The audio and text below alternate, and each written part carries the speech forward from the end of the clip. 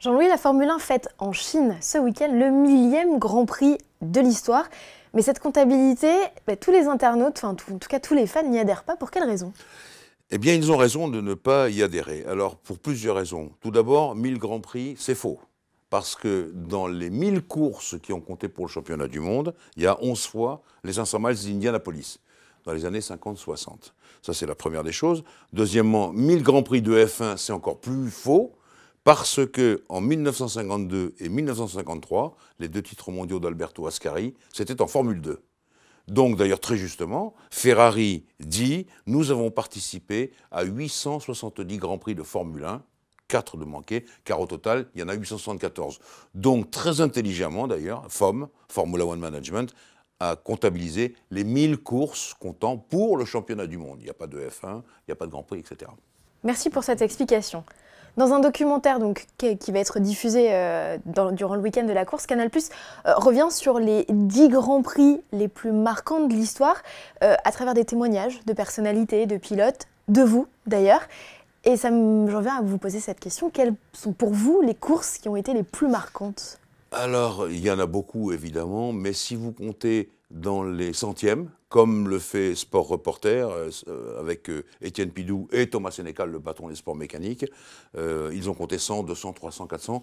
Moi, je me suis occupé du 800e. Le 800e, c'est pas terrible, c'est le Crashgate de Singapour. Et donc, il fallait raconter comment ça s'était passé et comment l'affaire avait explosé une année après, notamment à cause de Nelson Piquet, pas junior, le vrai Nelson, 3 fois champion du monde, une espèce de prédateur qui n'avait pas froid aux yeux et que Flavio Briatore n'impressionnait pas du tout. Et donc ça s'est fait comme ça. Bref, on a raconté tout ça, mais Bernie Ecclestone témoigne, naturellement Lewis Hamilton aussi, il y a d'autres pilotes, il y a des organisateurs, plein de choses. Et c'est, je veux dire, tout au long de ce week-end, vendredi, samedi, dimanche, Sport Reporter, on aura droit à ces séquences sur, je le répète, les Grands Prix en 100, 200, 300, 400, jusqu'au 1000e. On en revient à la course. Jean-Louis, on le sait, le circuit chinois serpente énormément.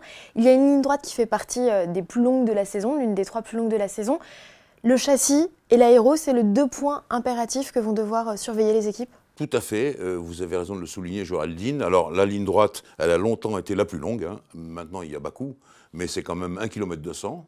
Ça fait un bon bout de ligne droite. Il y en a une autre, un peu plus courte, mais qui est importante. Alors, naturellement, toutes les équipes se penchent sur les 2 problèmes qui relient ces 2 lignes droites, et c'est les 2 escargots. Et ces escargots, il y en a un qui sollicite terriblement le train avant, donc il faut travailler sur le train avant, et l'autre, terriblement le train arrière. Et donc, pour trouver l'équilibre entre ces 2 points, c'est hyper compliqué. Et puis, vous avez très justement dit, la ligne droite, il faut absolument aussi réduire un peu la traînée aérodynamique, et donc pour avoir de la vitesse de pointe. Et donc, c'est un des grands prix sur le plan châssis, l'un des plus compliqués pour la mise au point des machines. Et c'est aussi compliqué pour les pneumatiques, certainement. Tout à fait. Alors, Pirelli a fait le choix de la sûreté. On ne va pas épiloguer sur le fait des pneus ultra tendres et hyper tendres, parce que c'est un peu compliqué en Chine. Le choix de la sûreté, c'est simple, c'est C2, C3, C4. C'est la gamme tout à fait moyenne des pneus Pirelli pour la Formule 1. Et je pense que de ce côté-là, on ne devrait pas avoir de surprise, à moins qu'il pleuve. Mais globalement, le temps devrait être à peu près sec, d'après l'équipe Mercedes. Et pas de spectacle? Alors, il y aura des tas de choses prévues parce que c'est la 1000e course du championnat du monde, mais je veux dire, le FOM en dévoile assez peu finalement là-dessus, parce qu'ils veulent garder la surprise pour tout le monde. Je sais qu'il y aura des démonstrations de voitures. Je sais que, par exemple, à l'origine, Alfa Romeo devait faire venir une P158, une Alfetta, parce que c'est la première machine qui a gagné le titre mondial avec Farina. En 1950, en 1951, avec la même voiture, Fangio a été pour la première fois champion du monde aussi. Bien qu'à ça, il y a peut-être les Ferrari, dont celle de Schumacher qui a beaucoup gagné en Chine, qui seront de la partie, peut-être avec Mick Schumacher. Bref, on verra tout ça. Non, il y a des manifestations prévues, mais surtout sur la piste. À propos, vous parliez de Ferrari, Jean-Louis. Est-ce que l'écurie devra ménager ses moteurs lors de cette course en Chine, ou bien est-ce qu'ils ont trouvé le problème qui a impacté Charles Leclerc lors de la dernière course à Bahreïn? Alors, je tremble parce que je n'aime pas beaucoup ces problèmes d'injecteurs. Or, c'est, paraît-il, une question d'électricité et d'injecteur qui a fait que tout d'un coup, le moteur a tourné, comme on dit dans le jargon, sur 5 pattes au lieu de 6. J'espère que ça n'a pas endommagé cylindre et piston, parce que là, ça serait grave. Mais en tout cas, vous parlez de Ferrari, Géraldine, je pense que là, on va assister à la clé de l'énigme.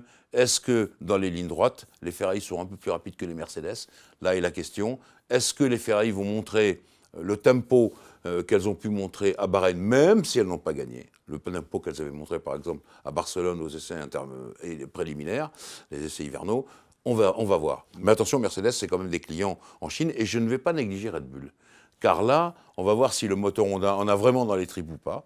Et ça va être la solution, parce que les deux lignes droites, vous en avez parlé, il faut tout de même les avaler. Donc ça peut être un Grand Prix extrêmement intéressant.